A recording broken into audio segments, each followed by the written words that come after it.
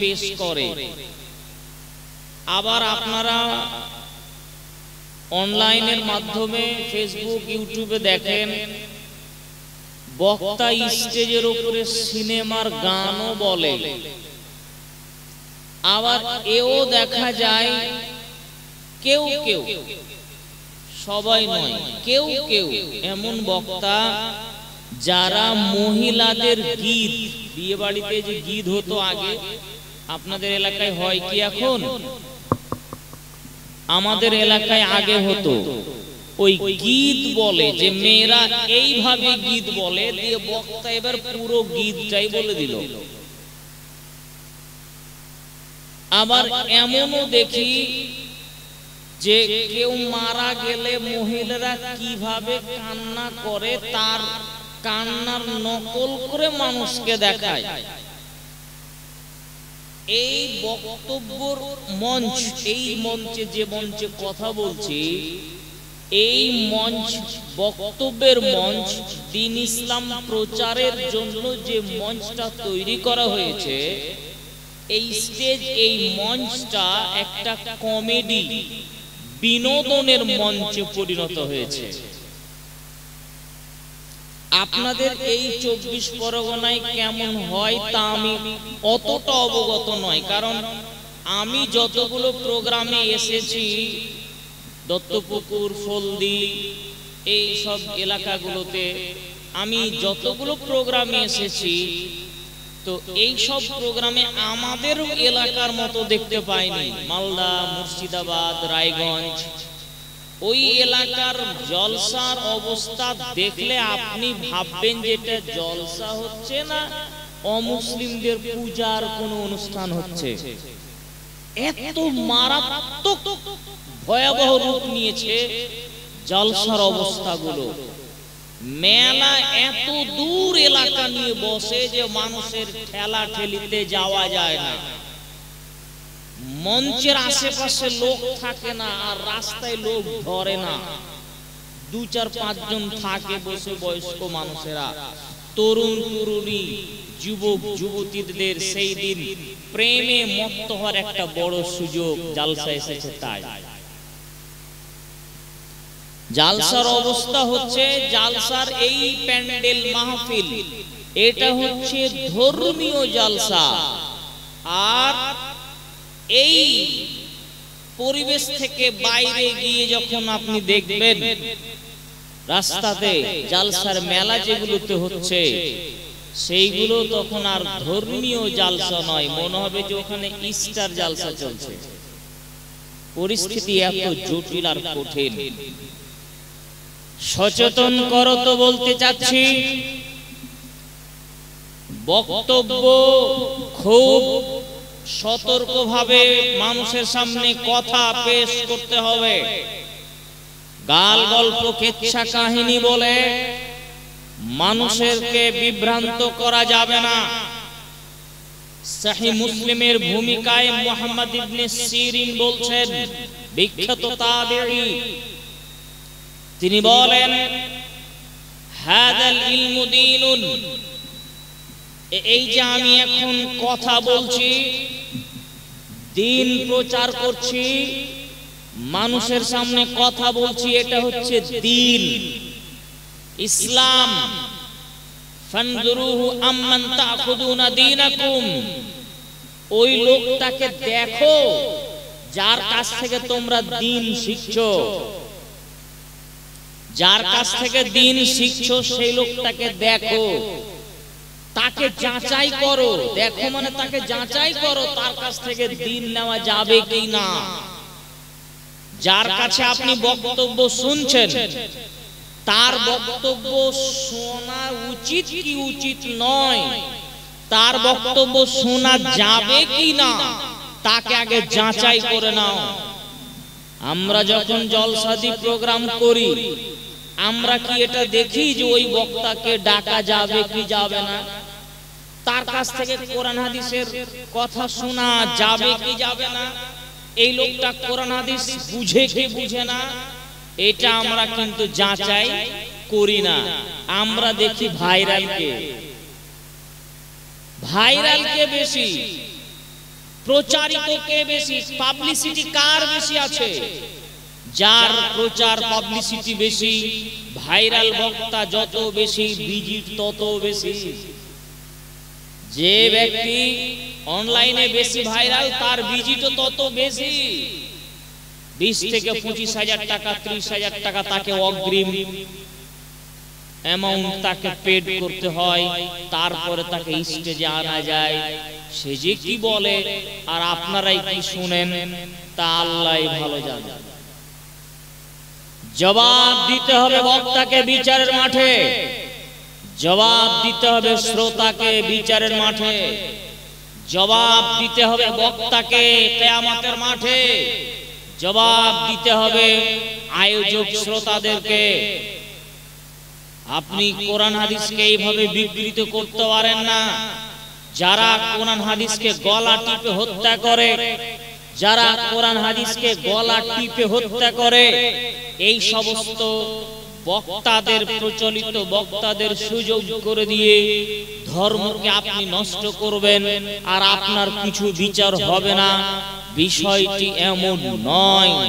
আমি বহুদূর মালদা থেকে আসব আর আপনি আমার পকেটে 20,000 25,000 টাকা দিয়ে দিলেন আর মসজিদের ইমামকে একটা ভালো অ্যামাউন্ট দিয়ে, ভালো ইমাম না রেখে এলাকার মুন্সিকে দিয়ে আপনি মসজিদ পরিচালনা করবেন। একটা সামান্য মুন্সি যার কোরআন পড়া শুদ্ধ নেই, যে হাদিস বুঝে না, যে উসুল বুঝে না, যে ফিকহ বুঝে না, কোরআন হাদিসের তাত্ত্বিক পর্যালোচনা করতে পারে না, এই লোককে মসজিদের ইমামতির দায়িত্ব দিয়ে আপনি রাখলেন আর আমার মতো লোককে ভাড়া করে নিয়েছে 30,000 টাকা দিয়ে একদিন জালসা করে নিলেন। আপনার সমাজ পরিবর্তন কোশ্চিন কালেও হবে না, হবে না, হবে না। কি করতে হবে? জালসা না করলেও চলবে, ইমাম ভালো হিসাবে রাখতে হবে, যোগ্য ইমামকে রেখে উপযুক্ত বেতন দিয়ে, যোগ্য মর্যাদা দিয়ে তাকে রাখেন। ও একা ইমাম পুরো সমাজ পরিবর্তন করতে পারবে। আপনার ছেলে সায়েন্স নিয়ে পড়াশোনা করে, এই ছেলেরা, আপনার ছেলে সায়েন্স নিয়ে পড়াশোনা করে, সায়েন্স নিয়ে পড়াশোনা করে না, ধরেন আপনার ছেলে মাধ্যমিক পরীক্ষা দিবে, খেয়াল করেন আমার এই উদাহরণটার প্রতি, মাধ্যমিক পরীক্ষা দিবে। এই জন্য আপনি কি করেছেন? সকালবেলায় আপনি আপনার ছেলের জন্য একটা কোচিং এর ব্যবস্থা করেছেন। কোচিং করার পরে ওই সাবজেক্টগুলো পড়ার জন্য আবার স্কুলে যায়। স্কুল থেকে আসার পরে যাতে করে তার ম্যাথ, ইংরেজি, লাইফ সায়েন্স, ফিজিক্স এই সব নাম্বার, এই সব সাবজেক্টগুলোতে একটু ভালো নাম্বার করতে পারে, তাই আরো এক্সট্রা দু একটা টিচার লাগিয়েছেন প্রাইভেট হিসেবে, আপনার বাড়িতে পড়িয়ে যায় আপনার ছেলেকে, আপনার মেয়েকে। এবং আপনি খুঁজেন যে এই এলাকায় ভালো ম্যাথ করাতে কে পারে, এই এলাকায় কোন স্যার ভালো ইংরেজি পড়াতে পারেন, বেতন যাই লাগুক আপনি তাকে দিয়ে আপনার ছেলেকে এইভাবে মানুষ করার চেষ্টা করেন। কিন্তু একটা ছেলে একটা স্কুলে দিলেই তো হতো, এত কোচিং প্রাইভেট দেওয়ার কি প্রয়োজন ছিল? তারপরে বাড়িতে আবার পড়তে বসান, রাত্রিবেলায় 10টা 12টা পর্যন্ত ছেলে মেয়ে পড়াশোনা করে। কেন? কেন? যাতে সে ভালো রেজাল্ট করতে পারে।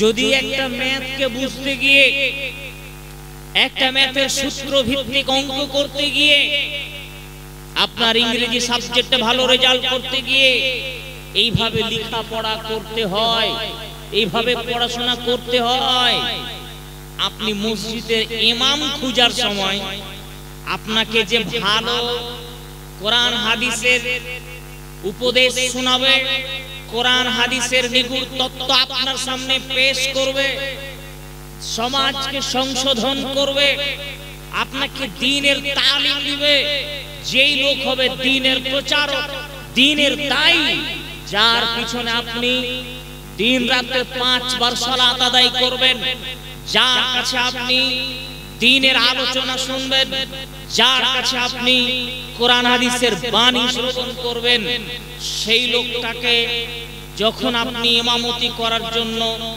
সুযোগ দিচ্ছেন, তাকে যখন ইমাম করার জন্য আপনি ব্যবস্থা করছেন, তখন কিন্তু আপনি এটা দেখছেন না যে এই ইমামদের মধ্যে সবচেয়ে যোগ্য ইমামটা কে, কোরআন হাদিসের ব্যাপারে কোন মানুষটা বেশি পণ্ডিত, কোন আলেম বেশি কোরআন হাদিস বুঝে, তাকে মসজিদের ইমামতি করতে দিতে হবে, তাকে উপযুক্ত বেতন দিয়ে আপনাকে তার পিছনে সালাত আদায় করতে হবে, তার কাছে কোরআন হাদিস গ্রহণ করতে হবে।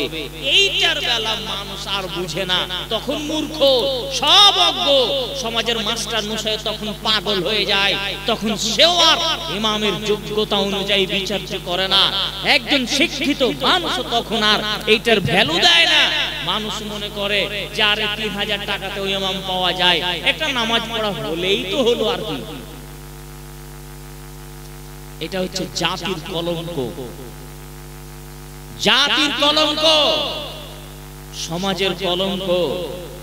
আপনারা সতর্ক এবং সাবধান করত বলতে চাচ্ছি, বক্তা, ইমাম, খতিব যাদের কাছ থেকে কোরআন হাদিস শুনবেন, অবশ্যই আগে যাচাই বাছাই করে নেবেন তার কাছ থেকে কোরআন হাদিস গ্রহণ করা যাবে কিনা।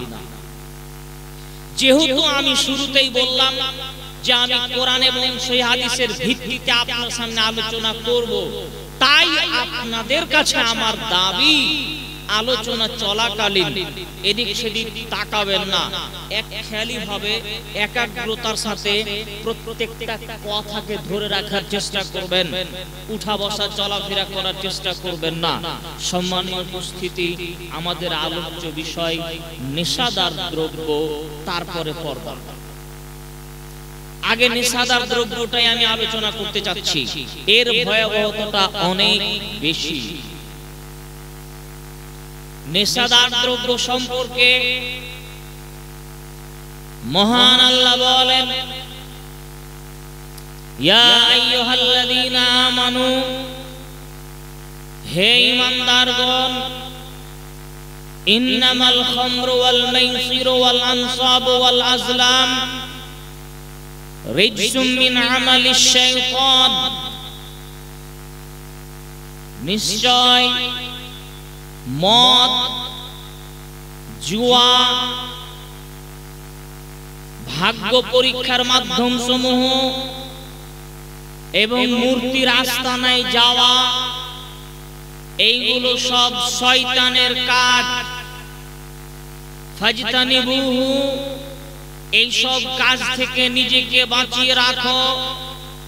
লাআল্লাকুম তুফলিহুন, তাহলে তোমরা সফলতা অর্জন করবে।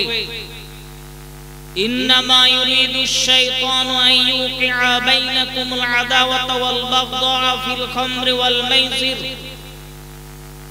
নিশ্চয় শয়তান চায় তোমাদের পরস্পরের মাঝে শত্রুতা বিদ্বেষ সৃষ্টি হোক নেশাদার দ্রব্য এবং জুয়ার মাধ্যমে। ওয়াসুদ্দাকুম আন যিকরিল্লাহ, এবং সে তোমাদের আল্লাহকে স্মরণ করা থেকে, আল্লাহর জিকির থেকে বিরত রাখে। ওয়া আনিস সালাহ, এবং সালাত থেকে বাধা প্রদান করে।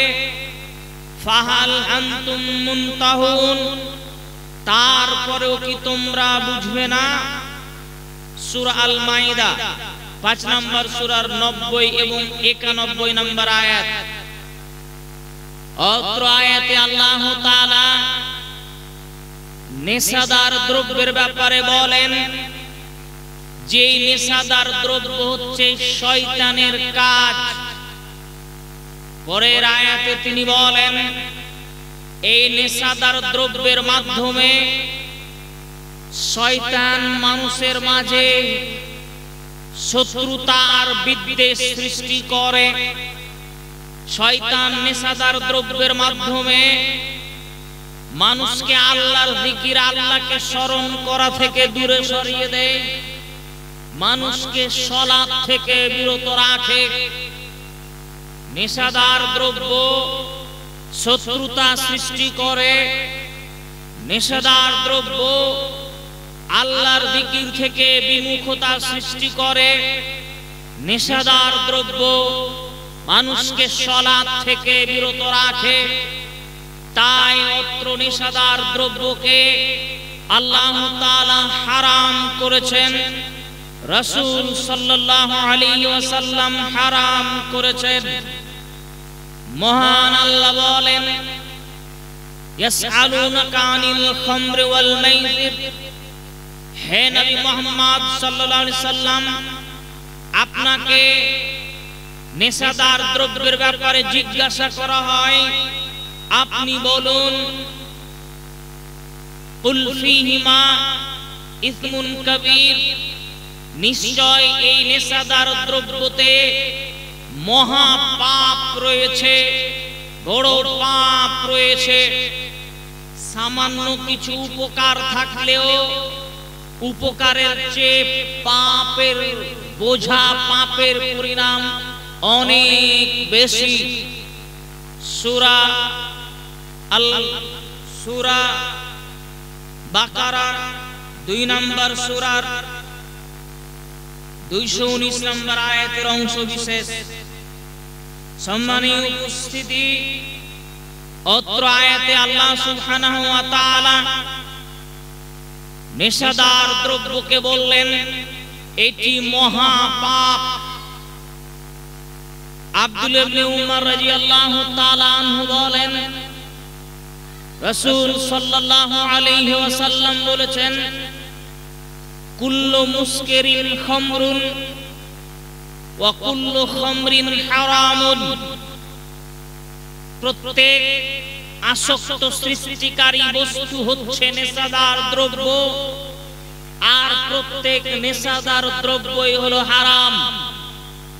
যে জিনিস মানুষের বিবেকে আসক্ত সৃষ্টি করে সেই জিনিসকে বলা হয় খামর বা নেশাদার বস্তু, আর সব নেশাদার বস্তুই হারাম। সুনান ইবনে মাজাহ হাদিস নাম্বার 3390। আমার কথার প্রতি একটু খেয়াল করতে হবে। নেশাদার দ্রব্যকে আরবি ভাষায়, হাদিসের ভাষায়, কোরআনের ভাষায় বলা হচ্ছে খামরুন, খ মিম র, খামর।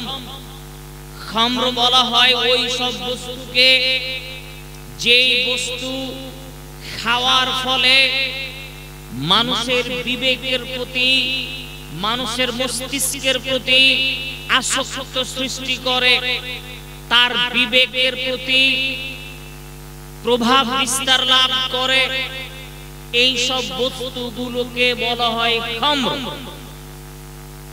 সেটা কম খেলেও বেশি খেলেও এইটা কোনো কথা নয় যে কম খেলে মানুষের বিবেকের প্রতি প্রভাব ফেলবে না তাই তা হালাল হবে, এমন কথা নয়। যেই জিনিস বেশি খেলে মানুষের বিবেকের প্রতি আসক্ত সৃষ্টি হয় তার কমটাও হারাম। আব্দুল্লাহ ইবনে জাবির ইবনে আব্দুল্লাহ রাদিয়াল্লাহু তাআলা আনহু বলেন, রাসূল সাল্লাল্লাহু আলাইহি ওয়াসাল্লাম বলেছেন, মা কারা কাসিরুহু ফাকালিলুহু হারাম। যেই জিনিস বেশি বেশি খেলে মানুষের বিবেকের উপরে প্রভাব পড়ে, যেই জিনিস বেশি বেশি পান করলে, বেশি বেশি খেলে মস্তিষ্কের বিকৃতি ঘটে, তার কম খাওয়াও হারাম। এক বোতল মদ খেলে মানুষ মাতাল হবে, এক ফোঁটা মদ খেলে হয়তো সে মাতাল হবে না। তাই এই নয় যে এক ফোঁটা মদ খেলে তো মাতাল হবে না, তাই এক ফোঁটা মদ কি হালাল না। যেটা বেশি খেলে মানুষের বিবেকের বিকৃতি ঘটে, মানুষের মস্তিষ্কের বিকৃতি ঘটে, তার বিবেকের প্রতি প্রভাব বিস্তার করে, তার কম এক ফোঁটা, এক বিন্দু হারাম। সুনান আবু দাউদ 3681 নম্বর হাদিস।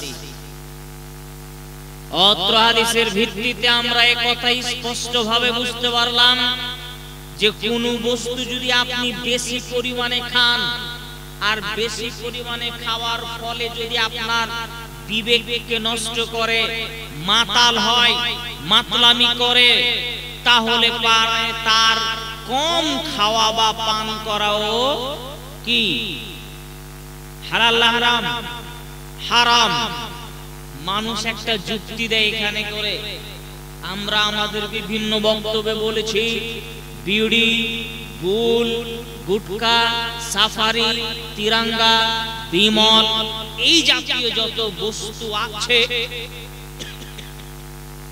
সব বস্তুগুলি মানুষ যা নেশা করে খায়, নেশা করে পান করে, সে জর্দা হোক, গুল হোক, খৈনি হোক, অথবা গাঁজা, ফেনসিডিল, ইয়াবা, এই ধরনের যত জিনিস মানুষ নেশার আসক্ত হওয়ার ফলে গ্রহণ করে, সেবন করে, সবগুলোই হারাম, টোটালেই হারাম, সবগুলো হারাম, টোটালেই হারাম। মানুষ প্রশ্ন করে, কই একটা বিড়ি, একটা সিগারেট খেলে তো মানুষ মাতাল হয় না? মানুষ একবার এক চিমটি গুল করলে তো মাতাল হয় না? একটা তিরঙ্গা বিমল মুখে দিলে তো মাতলামি করে না? এটা মানুষ যুক্তি দিয়ে বলে। আমি বলি, যে ব্যক্তি জর্দা খায় তাকে যদি একসাথে 200 গ্রাম জর্দা খাওয়ানো হয়, মানুষটা মাতাল হবে কি হবে না? বলেন। অবশ্যই তার বিকৃতি ঘটবে। যে ছেলেটা বিমল খায়, ওকে 20টা বিমল একসাথে খাওয়ান তো, একসাথে 20টা বিমল তার মুখে দিয়ে দেখেন কি হয়। যে বিড়ি খায় তাকে 4-5 মুঠা বিড়ি একসাথে খাওয়ান, দেখি তার কি অবস্থা হয়। তাহলে যদি তার বিকৃতি না হয়, তাহলে তখন তারপরের আলোচনায় আসা যাবে। কিন্তু এমন কারো দুঃসাহস নেই যে একসাথে 20টা বিমল মুখে দিবে, দিবেই না, দিবেই না। আর সাথে সাথে বলি, এইগুলো যে নেশাদার দ্রব্য, এতে কোনো সন্দেহই নেই। এটা প্রথম। দ্বিতীয় আরেকটা বলছি আপনাকে, বিড়ি খেলে, গুল করলে, সিগারেট সেবন করলে, এই ধরনের যেগুলো সেবন করে, এই খাদ্যগুলো কি মানুষ তার পেট পূর্ণ ক্ষুধার জ্বালাতে খায়? ক্ষুধার জ্বালাতে খায়, যে ক্ষুধা লেগেছে, ভাত খেতে পারবো না, রুটি খেতে পারবো না, তাই এইগুলো খাবার খেয়ে আমি ক্ষুধা নিবারণ করলাম। এইগুলো কিন্তু মানুষ ক্ষুধার জ্বালায়, ক্ষুধা নিবারণের উদ্দেশ্য খায় না। তাহলে কি পিপাসা নিবারণের জন্য খায়? পিপাসা নিবারণের জন্য খায় না। যে খাদ্যটা মানুষের ক্ষুধার নিবারণের জন্য নয়, যে খাদ্যটা মানুষের পিপাসা নিবারণের জন্য নয়, সেই খাদ্যটা অহেতুক খাদ্য, সেই খাদ্যটা অপ্রয়োজনীয় খাদ্য, সেই খাদ্যটা প্রয়োজনীয় খাদ্য নয়। নাম্বার 3, যেই সব খাদ্যের সিরিয়াল বললাম, এই খাদ্যগুলো দিয়ে আমাদের শরীরে খুব এনার্জি আছে, তাই না? এনার্জি আছে, vitamin A, B, C, D আছে নাকি? ওই খাদ্যগুলো দিয়ে শরীরে পুষ্ট হয়, শরীর খুব সতেজ সবল হয়, সুঠাম দেহের অধিকারী হয় নাকি? বিড়ি খেলে শক্তিমান হওয়া যায়। গুটকা, গুড়, খৈনি, তিরঙ্গা, বিমল, এসব খাদ্য খেলে শরীর সুস্থ হয় না অসুস্থ হয়? অসুস্থ হয়, 100% অসুস্থ হয়, কোনো সন্দেহ নেই। বরং যেসব নেশাদার দ্রব্য মানুষ খায়, তার প্যাকেটের উপরে লেখা থাকে, কি কি লেখা থাকে?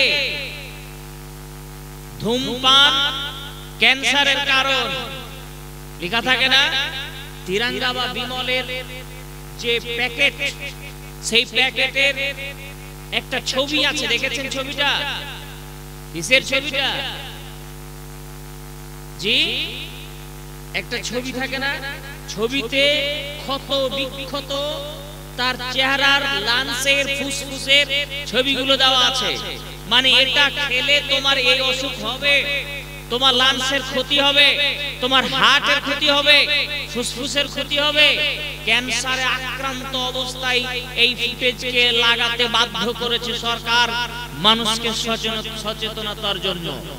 তার মানে ওইগুলো খেলে এই সব রোগ হতে পারে না, হবে বলেই এগুলো দিতে বাধ্য। আপনি জানেন বিশ্ব স্বাস্থ্য সংস্থার রিপোর্ট অনুযায়ী পৃথিবীতে প্রতি বছর ধূমপানের কারণে প্রায় 40 লক্ষ মানুষের মৃত্যু হয় ধূমপানের কারণে। যদি এমন অবস্থা হয় তাহলে পরে যেই জিনিসটা মানুষকে হত্যা করে সেই জিনিসটা কি হালাল হতে পারে? বরং ধূমপান হচ্ছে নিজেকে ধীরে ধীরে হত্যা করা। কেমন করে? আপনি আপনার হাতের এই জায়গাটাকে একদিন কেটে দেন, তারপরে দিন এই জায়গাটাকে কেটে দেন, তারপরে বডিতে একটা কাটলেন, পায়ের গোড়াগুলো একদিন কেটে দিলেন, একদিন কান কেটে দিলেন, একদিন চোখ কেটে দিলেন, একটু করে করে আপনার পুরো বডিতে কাটছেন।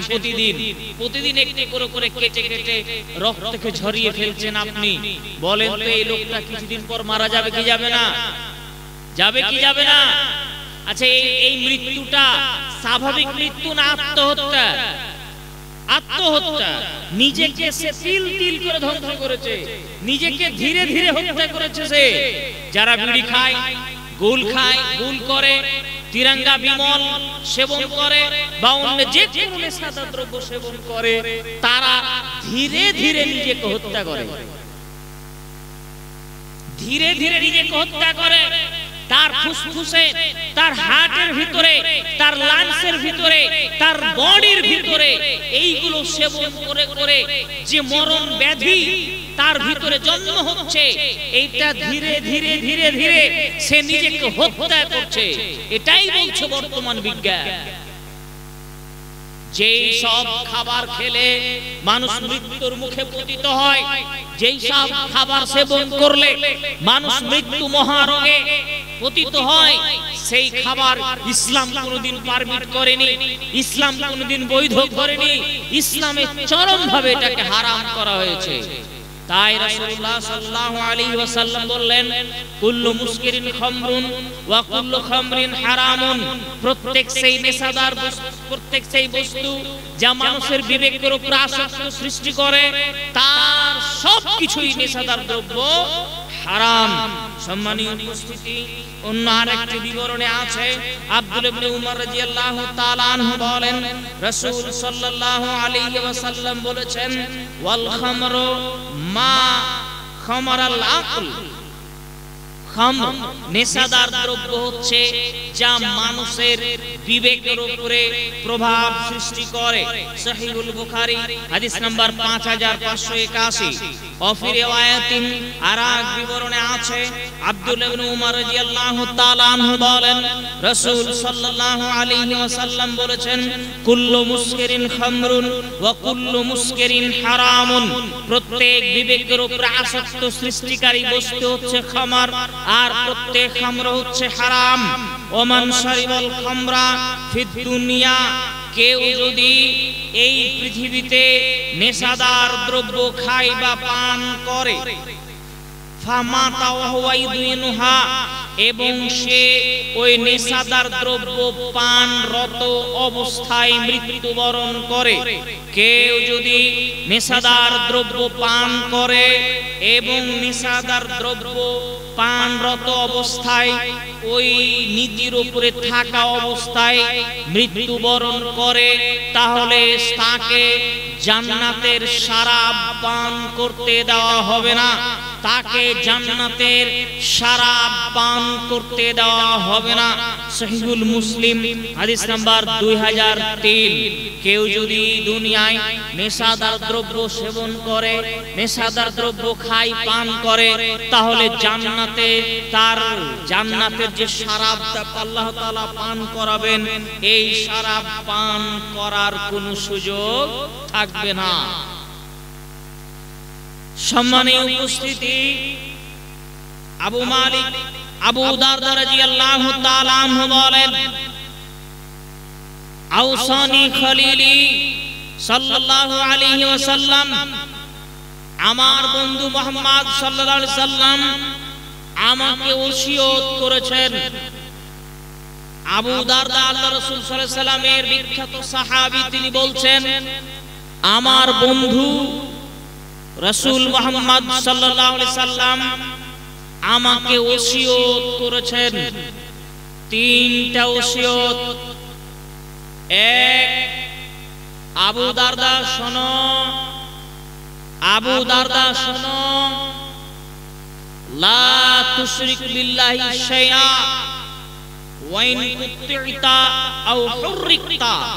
আবু দারদা, তোমাকে যদি কেটে টুকরা টুকরা করে পিস পিস করে দেওয়া হয়, তোমাকে যদি কেউ জবাই করে দেয় এবং জবাই করে পিস পিস করে দেয়, অথবা তোমাকে যদি কেউ জ্বালিয়ে পুড়িয়ে ছাই করে দেয়, আগুনে জ্বালিয়ে পুড়িয়ে ভস্ম করে দেয়, তবুও তুমি আল্লাহর সাথে শিরক করবে না।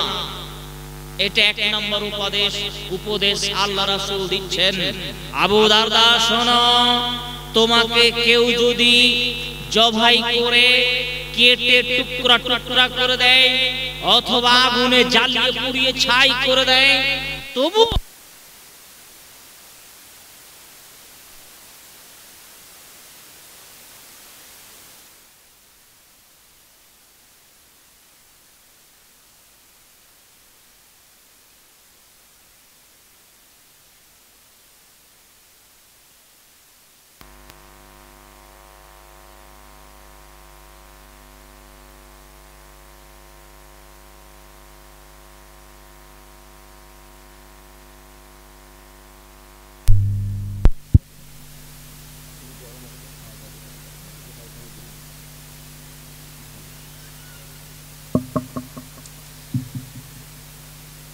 বলছিলাম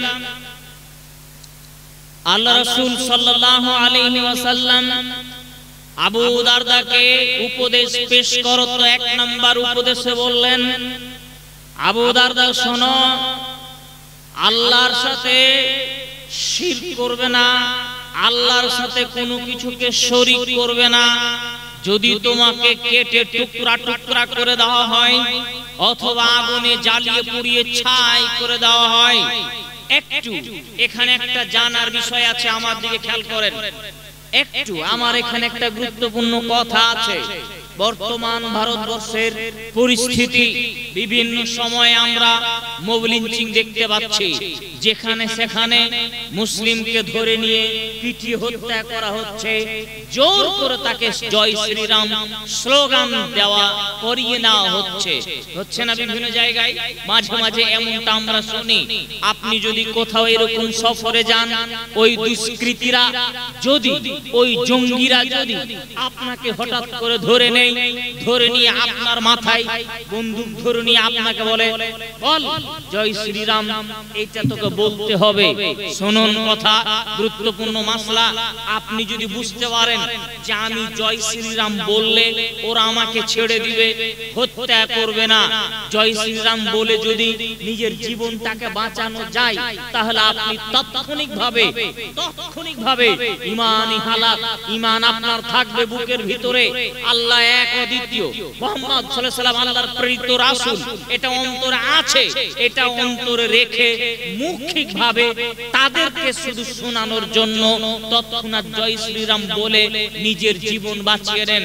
এরপরে যদি আপনাকে বলে নবীকে গালি দে, তা না হলে তোকে শেষ করে দিব, আপনি যদি বুঝতে পারেন যে তখন নবীকে গালি দিয়ে প্রাণ বাঁচিয়ে নেওয়া যাবে, মানে আমাকে ছেড়ে দিলে ওরা হত্যা করবে না, আল্লাহকে গালি দে, ইসলামকে গালি দে, যদি আপনি বুঝতে পারেন যে আমি গালি দিয়ে এইটা বলে যদি আমার জীবন বাঁচিয়ে নিতে পারবো, আসলে ওরা এটা বললে আমাকে ছেড়ে দিবে।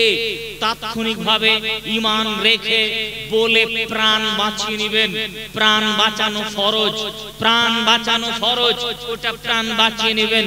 কিন্তু যদি আপনাকে ধরে নিয়ে গিয়ে বলে চল আমাদের মূর্তির সামনে তোকে সাজদা করতে হবে, মাথা নত করতে হবে, গালি দিলে হবে না, অন্য কোন শব্দ বললে হবে না, তোকে মাথা নত করে মানতে হবে, তাহলে এখানে আর কথা চলবে না। তখন এই উপদেশ চলে আসবে, ওয়াইন কুত্তিতা হুররিকতা, তোমাকে যদি কেটে টুকরা টুকরা করে দেয়, তোমাকে যদি আগুন দিয়ে জ্বালিয়ে পুড়ে ভস্ম করে দেয়, তোমাকে যদি খোলা মাঠে গাছে ফাঁসি কাস্তে ঝুলিয়ে দেয়, তোমাকে যদি পিষ্ট করে তারা হত্যা করে, পিটিয়ে পিটিয়ে যদি হত্যা করে, ট্রেন থেকে ছুঁড়ে ফেলে দেয়, যা খুশি তা করে ফেলুক, তুমি হত্যা হয়ে যাও, শহীদ হয়ে যাও, ফিরে যাও, কিন্তু আল্লাহ ছাড়া মাথা কারো সামনে নত করা চলবে না, মাথা কারো সামনে নত হবে না। শিরক এত বড় পাপ, এত বড় গুনাহ, এই মাথা কেবল আল্লাহকেই সাজদা করবে, অন্য কারো সামনে সাজদা করা চলবে না। আপনি আপনার জীবন দিয়ে দেন, তখন আর করা যাবে না। অতটুকু পর্যন্ত ঠিক ছিল, মৌখিক ভাবে যেটা বলে আমি বাঁচতে পারতাম, বেঁচে যেতাম, কিন্তু এখন যদি কাজে বলে যেটা তোকে করতে হবে, আমার মূর্তির সামনে মাথা নত করতে হবে, তাহলে মাথা নত করা যাবে না, জীবন চলে যাবে, প্রাণ চলে যাবে, মাথা কেবল আল্লাহর সামনে নত হতে হবে, কারো সামনে নয়। এত বড় পাপ, এটা এত বড় পাপ, এটা এত বড় গুনাহ। তাই তো রাসূল সাল্লাল্লাহু আলাইহি সাল্লাম আবু দারদাকে বললেন, আবু দারদা শোনো, তোমাকে যদি কেউ কেটে টুকরা টুকরা করে দেয়, তোমাকে যদি জ্বালিয়ে পুড়িয়ে ভস্ম করে দেয়, তবু তুমি আল্লাহর সাথে শিরক করবে না। এটা এক নাম্বার উপদেশ।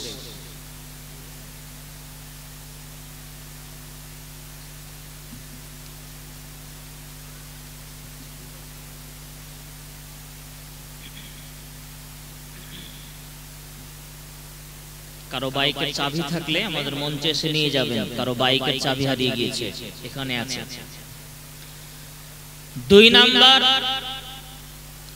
দুই নাম্বার উপদেশ আল্লাহ রাসূল সাল্লাল্লাহু আলাইহি সাল্লাম আবু দারদাকে দিচ্ছেন, আবু দারদা শোনো,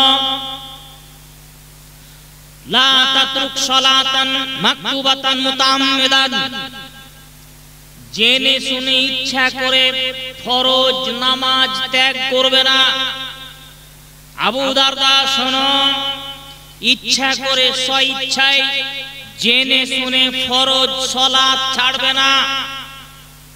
মান তারাকা সালাতা মুতাআম্মিদান, কেউ যদি ইচ্ছা করে জেনে শুনে ফরজ নামাজ ছেড়ে দেয়, ফাকাদ বারিয়াত মিনহু যিম্মা, তাহলে সে আল্লাহর জিম্মেদারি থেকে মুক্ত হয়ে যায়, আল্লাহ তার দায়িত্ব নেন না। কেউ যদি ইচ্ছা করে ফরজ নামাজ ত্যাগ করে, তাহলে আল্লাহ তার দায়িত্ব নেবেন না, দায়িত্ব থেকে মুক্ত, আল্লাহ তাকে ছেড়ে দিলেন, যা তুই চলে যা, আল্লাহ তার কোনো দায়িত্ব নেন না। ফরজ সালাত মহা পাপ, ফরজ সালাত ত্যাগ করা, ফরজ সালাত ত্যাগ করা মহা পাপ। একটা উদাহরণ দেখে আপনাকে আমি চলে যাই, এই যে এদিকে দেখেন, জাবের ইবনে আব্দুল্লাহ রাদিয়াল্লাহু তাআলা আনহু বলছেন, সামিতু নবী সাল্লাল্লাহু আলাইহি সাল্লাম ইয়াকুল, আমি রাসূল সাল্লাল্লাহু আলাইহি সাল্লামকে বলতে শুনেছি, তিনি বলেছেন, ইন্না বাইনাল আবদি ওয়া বাইনাশ শিরকি ওয়াল কুফরি তারকুস সালাহ। এই যে একজন ব্যক্তি শিরক এবং কুফর এর মাঝে পার্থক্যকারী জিনিস হচ্ছে সালাত। একজন ব্যক্তি শিরক এবং কুফরের মাঝে পার্থক্যকারী জিনিস হচ্ছে সালাত। আমার আঙ্গুলের দিকে খেয়াল করেন, এইটা হচ্ছে একজন লোক, একটা মানুষ, আপনি যে মুসলমান বলছে, আপনি আল্লাহর বান্দা, এটা হলো শিরক আর এটা হলো কুফর। এই লোকটা শিরক আর কুফরের সাথে এইভাবে মিশে আছে, আছে তো? এই লোকটা, এটা একটা মানুষ, শিরক আর কুফরের সাথে এখন মিশে আছে। এটা হচ্ছে সালাত, এই আঙ্গুলটা, এই দেখেন এই লোকটার মাঝখানে আর শিরক ও কুফুরের মাঝখানে এই নামাজ রাখলাম। তার মানে এই লোকটাকে এই শিরক আর কুফুর থেকে আলাদা রেখেছে কিসে? সালাতে, নামাজে। নামাজ আছে, মাঝখানে নামাজ আছে, এই লোক শিরক আর কুফর থেকে আলাদা আছে। এবার নামাজ নেই, এবার কি হয়েছে? কি হয়েছে বলেন? শিরক আর কুফরের সাথে মিশে গেছে, শিরক আর কুফরের সাথে মিশে গেছে। সহিহ মুসলিম হাদিস নাম্বার 82। আল্লাহ রাসূল এটাই বলছেন যে একজন ব্যক্তি শিরক আর কুফরের সাথে পার্থক্যকারী জিনিস হচ্ছে সালাত। সালাত ছেড়ে দেওয়া মহা পাপ। অবশ্য সুনান তিরমিজি 2618 তে জাবের কর্তৃক বর্ণিত এই হাদিসে আছে বাইনাল ঈমান ওয়াল কুফর তারকুস সালাত। এটা হচ্ছে ঈমান, এটা হচ্ছে কুফর। ঈমানের বিপরীত জিনিসের নামই হচ্ছে কুফর। ঈমানের বিপরীত জিনিসের নাম হচ্ছে কি? কুফর। এর দুটোর মাঝে পার্থক্যকারী জিনিস হচ্ছে সালাত। সালাত দিয়ে ঈমানকে কুফর থেকে আলাদা করা হলো। সালাত নেই, এই লোকটা কুফরিতে লিপ্ত হয়ে গেল। তাই তো এই সমস্ত হাদিস এবং আয়াতে রাসূলুল্লাহ সাল্লাল্লাহু আয়াতে আল্লাহ তাআলা বলছেন আকিমুস সালাত, সালাত আদায় করো, ওয়ালা তাকুনু মিনাল মুশরিকিন, মুশরিকদের অন্তর্ভুক্ত হয়ো না। সূরা রুম 30 নম্বর সূরার 31 নম্বর আয়াতের অংশ। অত্র আয়াতে আল্লাহ তাআলা স্পষ্টভাবে বলছেন আকিমুস সালাত, প্রথম কথা সালাত আদায় করো, ওয়ালা তাকুনু মিনাল মুশরিকিন, মুশরিকদের দলভুক্ত হয়ো না। সালাত আদায় করো, মুশরিকদের দলভুক্ত হয়ো না। তাহলে যারা সালাত আদায় করে না তারা কাদের দলভুক্ত? কাদের? বুঝতে পারছেন আপনারা আমার কথা? কাদের দলভুক্ত বলেন? মুশরিকদের দলভুক্ত। এই যে আয়াত, এই যে হাদিস, এই আয়াত এবং হাদিস সমূহ পেশ করে বড় বড় বিদ্বান যা ফতোয়া দিয়েছেন তা খুবই কঠিন, তা খুবই কঠিন। আহমদ ইবনে হাম্বল রাহিমাহুল্লাহ তিনি 10 লক্ষ হাদিসের হাফেজ, তদনীন্তন সময়ে তিনি ফতোয়া দিয়ে গিয়েছেন কেউ যদি ইচ্ছা করে জেনে শুনে এমনি এমনি বসে থাকতে থাকতে আজান হচ্ছে, বসে আছে, এক ওয়াক্তের নামাজ পড়লো না, 4-5 ওয়াক্তের নয়, এমনি আজান হচ্ছিল বসে গেল, আজান হলো শুনলো, নামাজ পড়তে গেল না, অলসতা করে না, এমনিতেই যে লোকটা এক ওয়াক্তের নামাজ ত্যাগ করবে সে তৎক্ষণাৎ ইসলাম থেকে বাইরে চলে যাবে, ইসলাম থেকে বেরিয়ে যাবে। ইমাম আহমদ ইবনে হাম্বল বলেন তাকে ধরে জবাই করতে হবে। কেন হত্যা করতে হবে তাকে? কারণ সে ইসলাম ত্যাগ করে দিয়েছে।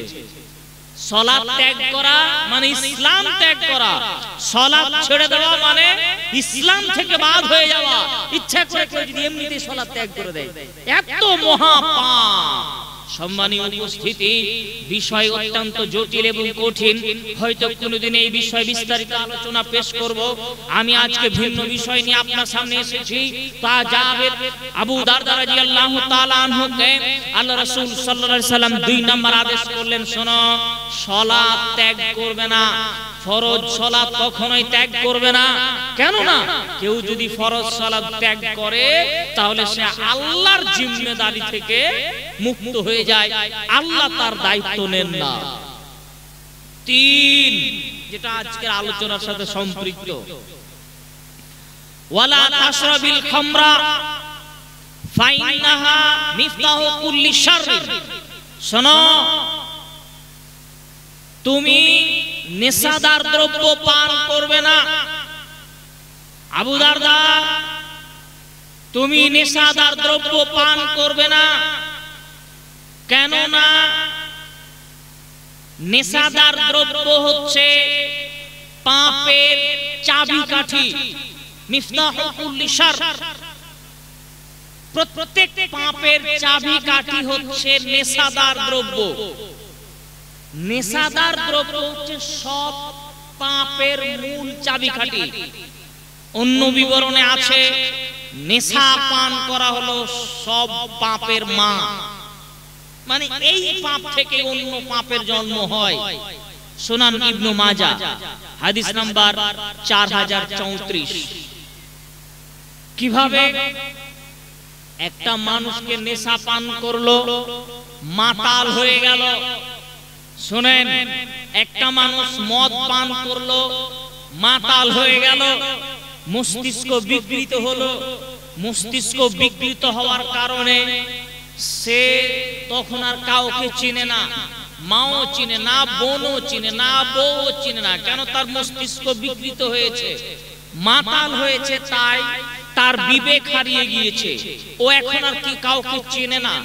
এখন যদি কোনো নারীকে পায় তাহলে সে ধর্ষণ করে ফেলবে, এখন যদি পায় তাহলে কাউকে সে হত্যা করে ফেলবে। মারাত্মক একটা পাপ একজন মাতালের সামনে পেশ করা হবে। এমনি ভালো মানুষকে আপনি ধর্ষণ করতে উদ্বুদ্ধ করলে সহজে করতে চাইবে না। বিবেকমান মানুষকে যদি হত্যা করার জন্য উদ্বুদ্ধ করা হয় তখন সে সহজে হত্যা করতে চাইবে না। কিন্তু তাকে মদ খাইয়ে দেওয়া হলো, তখন বিবেক নষ্ট হয়ে গেল, বিবেক আর নেই, তখন সে ধর্ষণ করতেও পারবে, মাতাল অবস্থায় খুন করতে পারবে। মাতাল হয়ে গিয়েছে, বিবেক নষ্ট হয়ে গিয়েছে, তখন আর এই পাপ কাজগুলি তার কাছে পাপ কাজ বলে মনে হবে না, ভয় ভীতি থাকবে না, মনের ভিতরে কোনো আতঙ্ক থাকবে না, তখন পাপ কাজ করা তার কাছে সহজ হয়ে যায়। এই জন্য রাসূলুল্লাহ সাল্লাল্লাহু আলাইহি ওয়াসাল্লাম প্রত্যেক পাপ কাজের চাবিকাঠি হিসাবে, সব পাপের মা হিসাবে নেশাদার দ্রব্যকে তিনি উল্লেখ করলেন। সম্মানীয় উপস্থিতি, নেশাদার দ্রব্য পান করা অত্যন্ত জঘন্য এবং মহা পাপ। সম্মানীয় উপস্থিতি, তারপরেও মানুষ নেশাদার দ্রব্য পান করবে। কিয়ামতের পূর্বে নেশাদার দ্রব্য পান করা বেড়ে যাবে আর মানুষ এটার নাম পরিবর্তন করে পান করবে। আবু মালিক আশআরী রাদিয়াল্লাহু তাআলা আনহু বলেন, রাসূল সাল্লাল্লাহু আলাইহি ওয়াসাল্লাম বলেছেন, অবশ্যই লা ইয়াসরাবান্না নাসুন মিন উম্মতি, আমার উম্মত নেশাদার দ্রব্য পান করবে। অবশ্যই অবশ্যই আমার উম্মতের লোকেরা নেশাদার দ্রব্য পান করবে, নেশাদার বস্তু সেবন করবে। ইউসাম্মুনাহা বিগাইরি ইসমিহা, কিন্তু তার নাম দিবে ভিন্ন। আমার উম্মতের লোকেরা নেশাদার দ্রব্য পান করবে, কিন্তু তারা তাকে নেশাদার দ্রব্য বলবে না, মাদক দ্রব্য বলবে না। আজকে বিড়িখোর কখনো তার বিড়িকে মাদক দ্রব্য নজরে দেখে না। যে ব্যক্তি গুল করে, বিমল তিরঙ্গা পান করে, সেবন করে, সে তার এই নেশাদার বস্তুকে নেশাদার দ্রব্য, নেশাদার মাদক দ্রব্য বলে সে গ্রহণ করে না, বরং স্বাভাবিক খাবারের মতো সে গ্রহণ করে। রাসূল সাল্লাল্লাহু আলাইহি ওয়াসাল্লাম বলছেন, অবশ্যই অবশ্যই আমার উম্মত নেশাদার দ্রব্য পান করবে, অথচ তার নাম নেশাদার দ্রব্য রাখবে না, অন্য নামে পান করবে। ইউসাম্মুনাহা বিগাইরি ইসমিহা, তারা নেশাদার দ্রব্যর নাম পরিবর্তন করে অন্য নামে পান করবে। যখন এই রকম যুগের পরিস্থিতি চলবে, নেশাদার দ্রব্য পান করে তার নাম অন্য দিবে, অন্য নামে খাবে, পান করবে, এই সময়ে সামাজিক অবস্থা হবে ইউজাফু আলা রুসুহুম বিল মাআসি ওয়াল মুগান্নিয়াত। এই সময় সমাজের নেতা নেত্রীদেরকে গান বাজনা বাদ্যযন্ত্র দিয়ে সম্মান করা হবে। যেই সময় নেশাদার দ্রব্য কে মানুষ অন্য নামে পান করবে, সেই সময় সমাজের নেতৃত্ব ব্যক্তিবর্গকে গান দিয়ে, নাচ দিয়ে, বাদ্যযন্ত্র দিয়ে, নাচ গানের মাধ্যমে সম্মান প্রদর্শন করা হবে। আজকে কলেজ, স্কুলের, বিশ্ববিদ্যালয়ের বিভিন্ন ফ্যাশন প্রোগ্রামে, বিভিন্ন অনুষ্ঠানগুলিতে আমরা লক্ষ্য করি যে তাদেরকে, যাদেরকে সমাজের নেতা নেত্রী হিসাবে আসনে বসানো হয়, তাদের সম্মান অভ্যর্থনা জানানোর মাধ্যম হচ্ছে গান বাজনা বাদ্যযন্ত্র। সুন্দরী মহিলাকে দিয়ে নাচ করিয়ে গান করিয়ে তাদের সম্মান প্রদর্শন করা হয়। যেই সময় নেশাদার দ্রব্যকে বিভিন্ন নামে পান করা হবে, আর যে সময় নেতা নেত্রীকে নাচ গান দিয়ে সম্মান দেওয়া হবে, এই সময়ে আল্লাহর রাসূল সাল্লাল্লাহু আলাইহি সাল্লাম বলেন, ইয়াজআলু মিনহুমুল কিরদাতা ওয়াল খানা ইয়াকশিফুল্লাহু বিহুমুল আরদ ওয়া ইয়াজআলু মিনহুমুল কিরদাতা ওয়াল খানাজির। সেই সময় আল্লাহ তাআলার পক্ষ থেকে দুই ধরনের আযাব নেমে আসবে। তার প্রথম আযাব হচ্ছে সেই সময় আল্লাহ ভূমিধস ভূমিকম্প দিয়ে মানুষকে ধ্বংস করবেন। আর দুই নম্বরে সেই সময়ের মানুষের আকার আকৃতির চেহারার পরিবর্তন করে দিয়ে মানুষের আকৃতিকে শূকর এবং বাঁদরে পরিণত করবেন। অবাক করা কথা, আল্লাহ রাসূল এখানে উল্লেখ করলেন যে মানুষ যখন নেশাদার দ্রব্য পান করবে কিন্তু তার নাম দিবে ভিন্ন।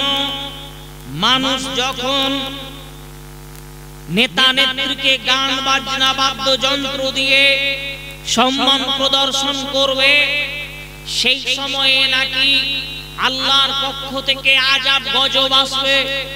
গজবে ভূমি ধস হবে, ভূমিকম্প হবে, ধস নামবে এবং মানুষকে ধ্বংস করা হবে। দুই নম্বরে মানুষের আকার আকৃতি চেহারার পরিবর্তন করে দিয়ে মানুষের চেহারা বাঁদর এবং শূকরের মতো পরিণত করা হবে। আল্লাহ রাসূল কথা বলেন, সুনান ইবনে মাজাহ হাদিস নাম্বার 4020। সম্মানিত উপস্থিতি, অতএব খুব সাবধান। এই রকমই বিবরণ আরেকটি হাদিসে ইমরান ইবনে হুসাইন রাদিয়াল্লাহু তাআলা আনহু বলেন, রাসূল সাল্লাল্লাহু আলাইহি ওয়াসাল্লাম বলেছেন, ফি হাদিহিল উম্মাহ, আমার এই উম্মতের মধ্যে তিনটি গজব নাজিল হবে, তিন রকমের গজব নাজিল আসবে। ফি হাদিহিল উম্মতে খাসফুন ওয়া মাসখুন ওয়া কাযফুন, আমার উম্মতের মধ্যে আল্লাহর পক্ষ থেকে আসবে তিন ধরনের গজব। এক হবে ভূমিধস বা ভূমিকম্প, দুই হবে আকাশ থেকে গজব নাজিল হবে, আকাশ থেকে গজব নাজিল হবে, তিন মানুষের আকার আকৃতি পরিবর্তন করে দেওয়া হবে। এক ভূমিধস ভূমিকম্প হবে, দুই আকাশ থেকে গজব নাজিল হবে।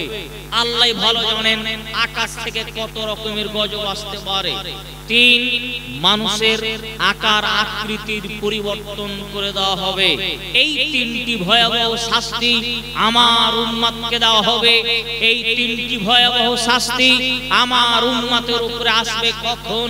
ইদা যাহিরাতিল কায়নাত, যখন মানুষ নেশাদার দ্রব্য, যখন মানুষ গান বাজনা বাদ্যযন্ত্র নিয়ে মত্ত হবে এবং নর্তকী দিয়ে নাচাবে। মানুষ যখন নাচনেওয়ালি মহিলাদেরকে দিয়ে নাচ গান করবে, বাদ্যযন্ত্র দিয়ে মানুষকে সম্মান প্রদর্শন করবে বা বাদ্যযন্ত্র নিয়ে মত্ত হবে, ওয়াশরিবাতিল হুমুর, এবং মানুষ যখন নেশাদার দ্রব্য পান করবে, তিনটা পাপের কারণে তিনটি গজব নাজিল হবে। তিনটা পাপের কারণে তিনটা গজব নাজিল হবে। যখন মানুষ বাদ্যযন্ত্র গান আর বাজনা নিয়ে মত্ত হবে, যখন নারীরা নাচ নিয়ে ব্যস্ত হবে, নারীরা যখন পুরুষের সামনে হেলে দোলে নাচবে, মানুষ যখন নেশাদার দ্রব্য পান করবে, এই তিনটা কাজ যখন করবে, তিনটা গজব নেমে আসবে। ভূমিধস ভূমিকম্প হবে, আকাশ থেকে গজব নাজিল হবে, মানুষের আকার আকৃতি পরিবর্তন হবে। রাসূল সাল্লাল্লাহু আলাইহি সাল্লাম এইভাবে বিবরণ পেশ করলেন। সম্মানিত উপস্থিতি, বিধায় আপনাদের কাছে বিনীতভাবে অনুরোধ করত বলতে চাচ্ছি যে নেশাদার দ্রব্য সেবন করা অত্যন্ত জঘন্য এবং মহা পাপ। সম্মানিত উপস্থিতি, আরেকটি কমন কথা আমাদের জেনে রাখা ভালো যেই সব বস্তুকে হারাম করা হয়েছে সেই সব বস্তুর ক্রয় বিক্রয় ব্যবসা বাণিজ্য করা হারাম। রাসূল সাল্লাল্লাহু আলাইহি ওয়াসাল্লাম বলেন, ইন্নাল্লাহা হারামাল খামরা ওয়া সামানাহা, নিশ্চয় আল্লাহ তাআলা নেশাদার দ্রব্যকে হারাম করেছেন এবং তার ব্যবসাকেও হারাম করেছেন। সুনান আবু দাউদ হাদিস নাম্বার 3485। যেই জিনিসগুলো খাওয়া পান করা হারাম, যেই জিনিস সেবন করা হারাম, সেই জিনিসের ব্যবসা বাণিজ্য ক্রয় বিক্রয় হারাম। বিড়ি, গুল, গুটকা, সাফারি, তিরঙ্গা, বিমল, গাঁজা, মদ নামক মাদক দ্রব্য নামক যত বস্তু আছে তা সেবন করা হারাম, তার ক্রয় বিক্রয় হারাম, তার ব্যবসা বাণিজ্য হারাম, তা কেনা বেচা হারাম।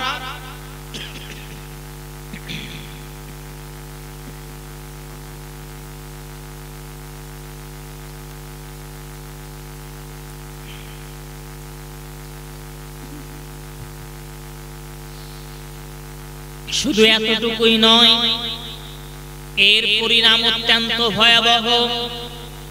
আর একটি হাদিস আপনাকে আমি পেশ করে বলতে এই আলোচনা সমাপনী টেনে দিয়ে দ্বিতীয় বিষয়ের দিকে যাব।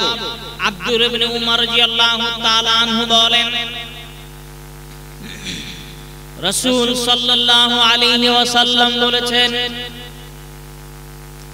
সালাসাতুন কাদ হারামাল্লাহু আলাইহিমাল জান্নাহ, আল্লাহ তাআলা 3 শ্রেণীর মানুষের উপরে জান্নাত হারাম করেছেন। 3 শ্রেণীর মানুষের উপরে জান্নাত হারাম। 3 প্রকার মানুষের জন্য জান্নাত হারাম। আমি হারাম করিনি, আল্লাহর রাসূল বলছেন আল্লাহ হারাম করেছেন। আল্লাহ রাসূল সাল্লাল্লাহু আলাইহি ওয়াসাল্লাম বলছেন, সালাসাতুন কাদ হারামাল্লাহু আলাইহিমাল জান্নাহ, আল্লাহ 3 শ্রেণীর মানুষের উপরে জান্নাতকে হারাম করেছেন।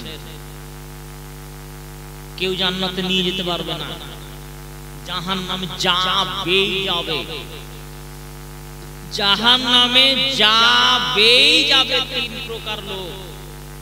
1, মুদমিনুল খামর, যারা নিয়মিত বিড়ি, গুল, গুটকা, সাফারি, তিরঙ্গা, বিমল, গাঁজা, নেশাদার দ্রব্য খায় পান করে, এরা জাহান্নামে যাবেই যাবে।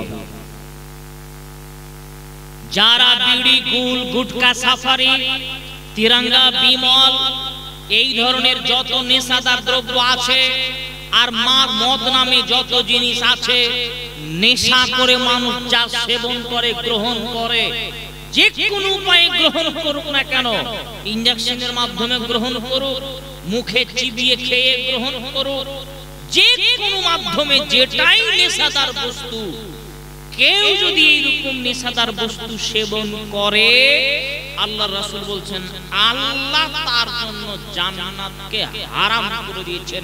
কোন মায়ের লাল তাকে জান্নাতে নিয়ে যেতে পারবে না, আল্লাহ হারাম করে দিয়েছেন, জান্নাতি হারাম করে দিয়েছেন তার জন্য। 2,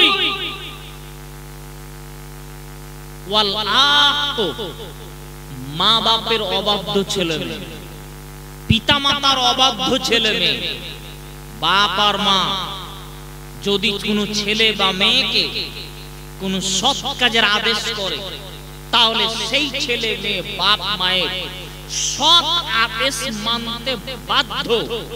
শরীয়ত সম্মত, শরীয়ত ভিত্তিক যদি কোনো আদেশ করে, তাহলে সেই আদেশ মানতে পিতামাতা বাধ্য।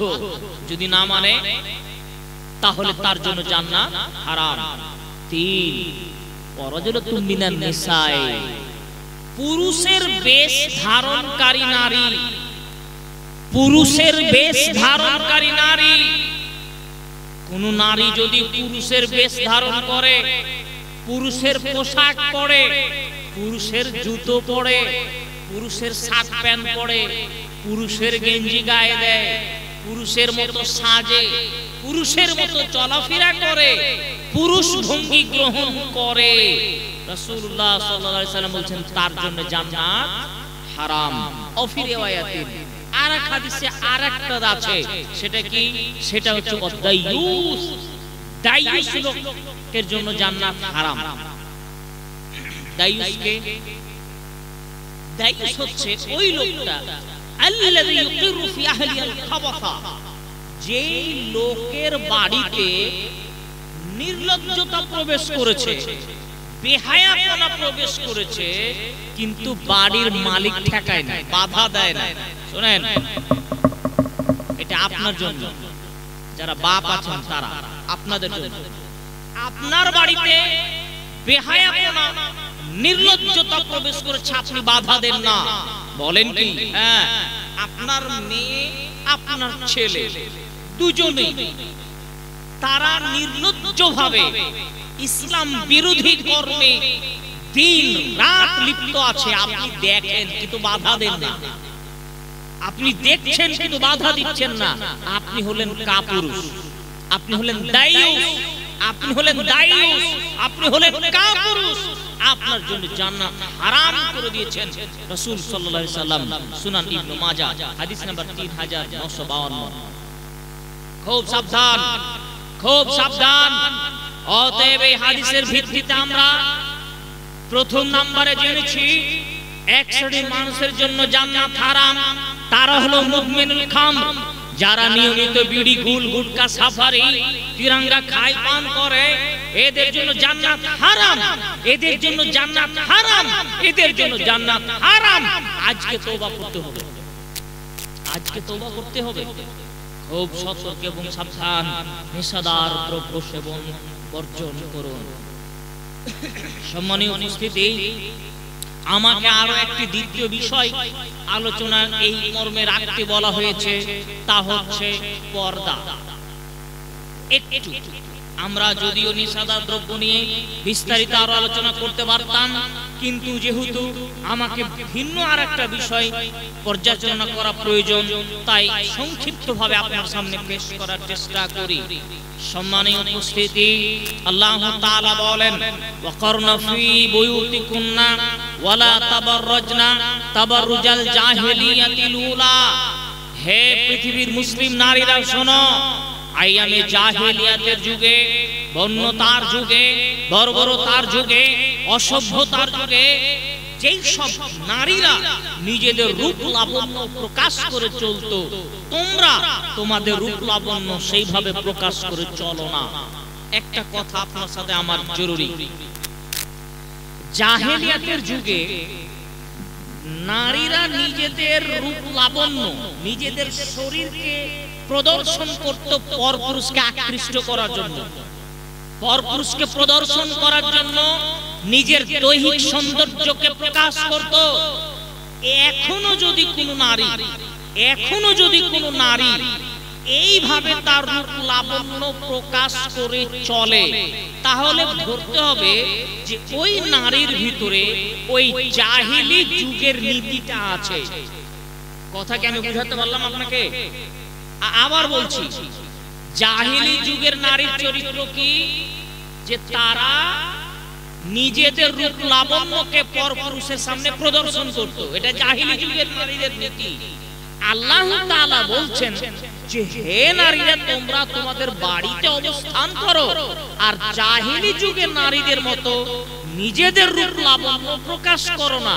তো এখন যদি আপনার মেয়ে, আমার বোন যদি ওই তার রূপ লাবণ্য প্রকাশ করে চলে, তাহলে ধরতে হবে যে আমার ওই মেয়ে, আমার ওই বোনের ভিতরে ওই জাহেলি যুগের ওই চরিত্রটা আছে না? নাই? আছে। এবার আপনি কি ভাবছেন যে আপনার ভিতরে জাহেলি যুগের নীতি থাকুক? এটা আমরা চাই কেউ? বক্তা তো চলে এসেছে।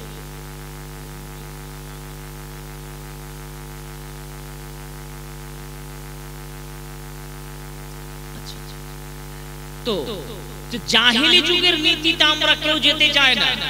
আল্লাহ তাআলা বলছেন, আফা হুকমাল জাহিলিয়াতি ইয়াবগুন, তোমরা কি আবার জাহেলি যুগের নীতি ফিরে পেতে চাও? কেউ চায়? আমরা কখনোই চায় না। কিন্তু বাস্তবে যদি দেখি তাহলে পরে আমাদের ভিতরে জাহিলিয়াতের অসংখ্য নীতি চরিত্র বৈশিষ্ট্য লুকিয়ে আছে যা আমরা সাধারণভাবে মেনে চলছি। সম্মানীয় উপস্থিতি, এই জাহিলিয়াতের অন্যতম একটা ভয়াবহ জাহিলিয়াত হচ্ছে এই বেপরদা, এই নির্লজ্জতা। এটার ভয়াবহ যে কত কঠিন তা আমি আপনাকে এই সংক্ষিপ্ত সময়ে বুঝাতে পারবো না। তারপরে দু একটি কথা বলে আলোচনার সমাপনী টেনে দিতে চাচ্ছি। সম্মানীয় উপস্থিতি, আল্লাহ তাআলা বলছেন, ইয়া আইয়ুহান নবী কুল লিআজওয়াজিকা ওয়া বানাতিকা ওয়া নিসাইল মুমিনিনা ইউদিনিনা আলাইহিন্না মিন জালাবিবিহিন্না যালিকা আদনা আন ইউরাফনা ফালা ইউদাইন। আল্লাহ তাআলা বলছেন, হে নবী মুহাম্মদ সাল্লাল্লাহু আলাইহি সাল্লাম, আপনি আপনার স্ত্রীদেরকে, আপনি আপনার কন্যাদেরকে এবং সারা পৃথিবীতে যত মুসলিম নারী আছে তাদেরকে আপনি বলে দেন তারা যেন নিজেদেরকে ইসলামিক পোশাক দিয়ে, হিজাব দিয়ে নিজেদের দেহকে আবৃত করে নেয়, নিজেদেরকে আবৃত করে নেয়। এতে করে তাদেরকে চেনা যাবে যে এরা মুসলিম নারী এবং এদেরকে কেউ উত্ত্যক্ত করবে না। এটা মুসলিম নারীর পরিচয়। হিজাব হচ্ছে মুসলিম নারীর পরিচয়। হিজাব পরে আছে মহিলাটা মুসলিম, এটা সহজ কমন পরিচয়।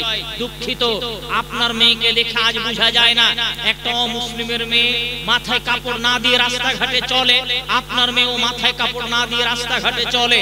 একটা অমুসলিমের মেয়ে চুস করে রাস্তাঘাটে যায়, আপনার মেয়ে, আপনার বোন চুস করে রাস্তাঘাটে চলে। একটা অমুসলিমের মেয়ে কপালে টিপ দিয়ে স্কুল কলেজ প্রাইভেটে যায়, আপনার মেয়েও সেইভাবে যায়। একটা অমুসলিমের নারী সে ছোট ব্লাউজ পরে পেট উন্মুক্ত করে রাস্তাঘাটে যায়, আপনার স্ত্রী, আপনার বোন এইভাবে রাস্তাঘাটে যায়।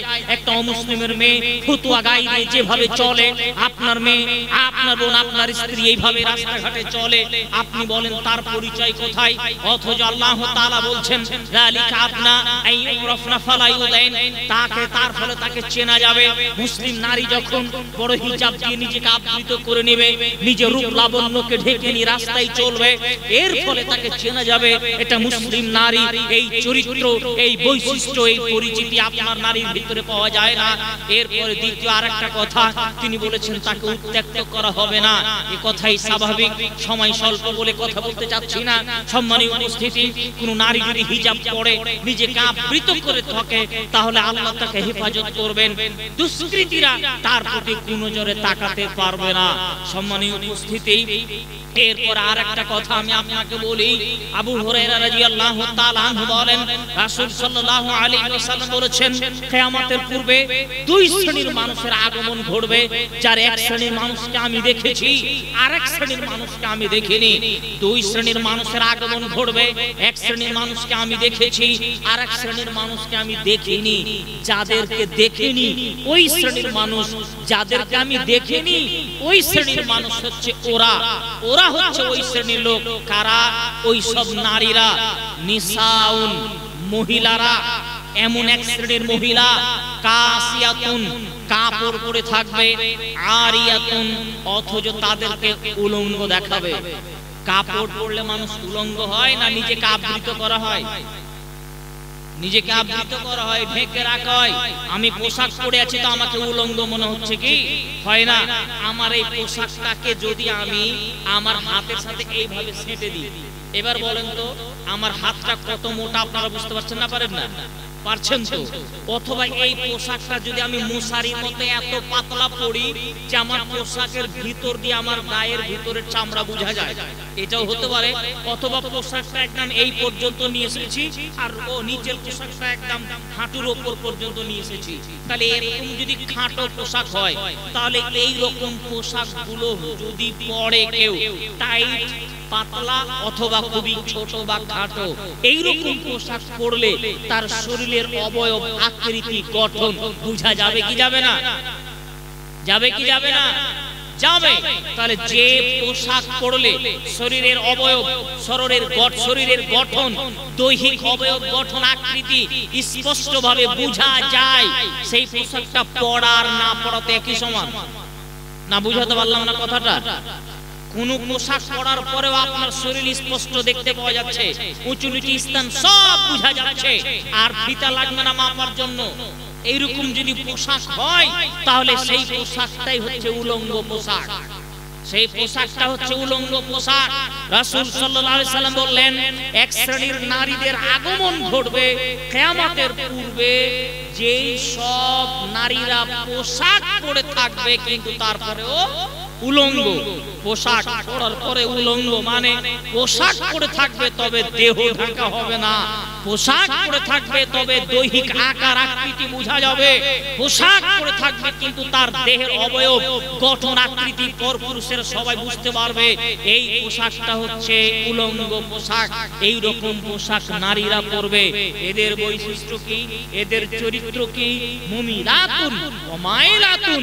এই সব নারীদের চরিত্র হলো এরা পরপুরুষকে নিজেদের দিকে আকৃষ্ট করবে, এরা পরপুরুষকে আকর্ষণ করবে আর নিজেরাও পরপুরুষের দিকে ঝুঁকে পড়বে। আপনার মেয়েটারই কথা বলি, আপনার মেয়েটা ক্লাস 12 এ পড়ছে, 10 এ পড়ছে, ও যখন বাড়িতে থাকে তখন দেখবেন স্বাভাবিক আছে, স্বাভাবিক আছে, কোনো কিছুই নেই। এইবার ওই মেয়েটা এখন কলেজ যাবে, টিউশনে যাবে, কোচিং সেন্টার পড়তে যাবে, তো 40 মিনিট আগে থেকে ওকে এখন মেকআপ করতে শুরু করা হয়েছে। সাজগোজ এমন সাজন সাজে একটা টিউশনে যাওয়ার জন্য, প্রাইভেট টিউশনে যাওয়ার জন্য, কলেজ যাওয়ার জন্য এমন সাজন সাজছে যে মনে হয় না যে পড়তে যাচ্ছে, মনে হচ্ছে যেন বাসর ঘরে যাবে। এত সাজা লাগে কেন? কেন এত সাজন? এবার রাস্তায় বেরিয়েছে তখন তার ভঙ্গিমা, তার চলার স্টাইল পরিবর্তন হয়ে গিয়েছে। তখন সে ইনিয়ে বিনিয়ে চলে, হেলে দোলে চলে, তার হাত পা, তার দেখার চাহনি, তার চাহনি, তার বরণী, কথা বলার ঢাক, তার চোখের দৃষ্টি সবগুলো পরিবর্তন হয়ে গিয়েছে। কেন? কারণ সে তার ভঙ্গিমা দিয়ে, তার এই রকম স্টাইল দিয়ে, তার কথা বলার ভঙ্গিমা দিয়ে এখন পরপুরুষকে আকৃষ্ট করছে। ও চায় যে আমাকে যেন এই ছেলেটা দেখে, আমাকে দেখে না কেন, ও চাচ্ছে আমাকে সবাই দেখো, আমাকে কেমন লাগে আমাকে দেখো। এটা আপনার মেয়ে, আপনার বোনের কথা বলছি, ও এখন চাচ্ছে আমাকে সবাই যেন দেখে, তার মানে পরপুরুষকে আকৃষ্ট করছে, নিজেও সে পরপুরুষের দিকে ঝুঁকে পড়ছে। কিভাবে? একটু কোন বিষয়ে যদি খালি একটু কথা বলেছেন তাহলে খবর আছে, কিন্তু এরপরে দেখেন আপনার সাথে কিভাবে কথা বলে। স্বামী স্ত্রী যেভাবে হাসি মজা করে, অট্ট হাসিতে হাসি দিয়ে কথা বলে, ওই মেয়েটা তার ক্লাস ফ্রেন্ড অথবা স্কুলের বন্ধুদের সাথে ওইভাবেই কথা বলে, কারণ নিজেও সে আসক্ত হয়ে পড়েছে পরপুরুষের প্রতি। এই চরিত্র অধিকারী নারীদের কথা রাসূলুল্লাহ সাল্লাল্লাহু আলাইহি ওয়াসাল্লাম বলছেন যে লা ইয়াদখুলনাল জান্নাহ, এই নারীরা জান্নাতে যাবে না। এই নারীরা জান্নাতে তো যাবে না, শুধু কি জান্নাতে যাবে না, শুধু কি জান্নাতে যাবে না, না ওয়ালা ইয়াজিদনা রিহাহা ফাইন্নার রিহা লা ইউজাদু নাসিরাতিন কাযা ওয়া কাযা। জান্নাতে যাওয়া বহু দূরের কথা, জান্নাতের সুগন্ধিও পাবে না। আর জান্নাতের সুগন্ধি পাওয়া যায় এক হাদিসের বিবরণ অনুযায়ী 1 বছরের দূরত্ব পথ থেকে, আর এক হাদিসের বিবরণী 40 বছরের পথের দূরত্ব থেকে। এই জায়গাটা ধরেন জান্নাত, আর এইখান থেকে একটা দ্রুতগামী ঘোড়া, দ্রুতগামী যান একই রকম এক মুহূর্তের জন্য না থেমে 40 বছর পর্যন্ত গিয়ে যেখানে গিয়ে থামবে, ওই জায়গা থেকে জান্নাতের সুগন্ধি পাওয়া যাবে। কিন্তু আপনার যে মেয়েটা, আপনার বোন, আপনার স্ত্রী যে এইভাবে রাস্তাঘাটে চলে, পরপুরুষের সামনে বেপরদা হয়ে চলে, সে জান্নাত যাওয়া বহু দূরের কথা, জান্নাতের সুগন্ধিও পাবে না। উপস্থিত বৈঠকের দিনই মা ও বোন খেয়াল করে শুনুন, অত্র হাদিসের বিবরণে আমি বলতে চাই, যেই সব নারীরা মাথার চুল উদাম করে রাস্তাঘাটে যায়, সেই সব নারীদের জান্নাতে যাওয়া বহু দূরের কথা, জান্নাতের সুগন্ধিও পাবে না। যেই সব নারীরা ফতুয়া গায়ে দিয়ে কলেজ স্কুলে যায়, সেই সব নারীদের জান্নাতে যাওয়া বহু দূরের কথা, জান্নাতের সুগন্ধিও পাবে না। যেই সব নারীরা চুস পড়ে রাস্তাঘাটে বের হয় তাদের জান্নাতে যাওয়া বহু দূরের কথা, জান্নাতের সুগন্ধিও পাবে না। যেই সব নারীরা খাটো পোশাক পরে চলাফেরা করে পরপুরুষের সামনে যায় আসে, সেই সব নারীদের জান্নাতে যাওয়া বহু দূরের কথা, জান্নাতের সুগন্ধিও পাবে না। যেই সব নারীরা পাতলা পোশাক পরে পরপুরুষের সামনে যাওয়া আসা করে, সেই সব নারীদের জান্নাতে যাওয়া বহু দূরের কথা, জান্নাতের সুগন্ধিও পাবে না। অতএব সতর্ক এবং সাবধানতা অবলম্বন করো তো, নিজের পোশাককে শালীনভাবে গ্রহণ করার চেষ্টা করুন, নিজেকে মুসলিম নারী হিসাবে সমাজে পরিচিতি দেন। সম্মানীয় উপস্থিতি, আপনার জন্য কঠিন একটা কথা আছে, যা পূর্বের হাদিস অনুবাদ করো তো বলতে চেয়েছিলাম। রাসূল সাল্লাল্লাহু আলাইহি সাল্লাম বললেন যে আল্লাহ তাআলা তিন শ্রেণীর মানুষের জন্য জান্নাত হারাম করেছেন। তার মধ্যে এক শ্রেণীর মানুষ হচ্ছে ওই সব পুরুষ যারা তাদের পরিবারে বেহায়াপনা নির্লজ্জতার আশ্রয় দেয়, ওই সব পুরুষদের জন্য জান্নাত হারাম করা হয়েছে। তার মানে আপনার নারী, আপনার স্ত্রী, আপনার বোন, আপনার মেয়ে যদি এই ক্যাটাগরিতে চলাফেরা করে, এইভাবে রাস্তাঘাটে যায়, বেপরদা হয়ে চলাফেরা করে, আর আপনি বাপ হিসাবে যদি আপনার দায়িত্ব পালন না করেন, পিতা হিসাবে যদি আপনি অযোগ্যতার প্রমাণিত করেন, তাহলে আপনারও জাহান্নাম, আপনারও জান্নাত যাওয়ার পথ হবে না। আপনারা বাপ বেটি স্বামী স্ত্রীকে একই সাথে জাহান্নামে ফেলা হবে। সতর্ক এবং সাবধান হতে হবে। সম্মানীয় উপস্থিতি, কথার আলোচনা আমি সামনে নিয়ে যাচ্ছি না, বিধায় আপনাকে জোরালো ভাবে আবেদন পেশ করলাম দুইটি বিষয় নিয়ে, নেশাদার দ্রব্য এবং নারীদের পর্দার বিষয়ে অবশ্যই সচেতনতার সাথে এটা ইসলামিক কালচার, মুসলমানের পরিচয় হিসাবে গ্রহণ করবেন। আল্লাহর কাছে শেষে দোয়া করছি, আল্লাহ আমরা আলোচনা এতক্ষণ শ্রবণ করছিলাম, যা আমরা শুনলাম তুমি আমাদেরকে তা বাস্তব জীবনে আমল করার তৌফিক দান করো। আল্লাহুম্মা আমিন। এই বলে আজকের আলোচনা শেষ করছি। আসসালামু আলাইকুম ওয়া রাহমাতুল্লাহি ওয়া বারাকাতুহু।